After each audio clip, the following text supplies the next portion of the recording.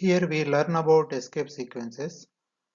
This is particularly used when we want to format our output string. Earlier we used curly braces for formatting particular sequences in the given string. Here we are doing it to the next level.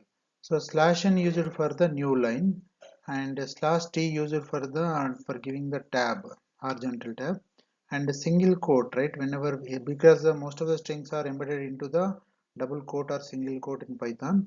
So if we use another quote, right, it may not be recognized. So we are using another like backslash, and then we are keeping the a quote, like this is a single quote, and then here is a double quote. Even if we want to have our own slash, right, then we need to use one backslash and put it in the place. And slash r is for the carriage return. Generally this is used for any cursor, right, when you want to place one cursor at one place. But when you are running in a single program and multiple, it may not show big impact. Whoever uses databases, they understand the cursor better.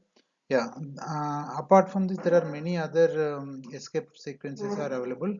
So this can be used, and these are the which one shown here are mostly used escape sequences. You can see the output here. When you put the slash n, the new line, the hello world enter into new line, and slash t, it is coming the tab space, and respective the quotes and double quotes and the slash also appearing here.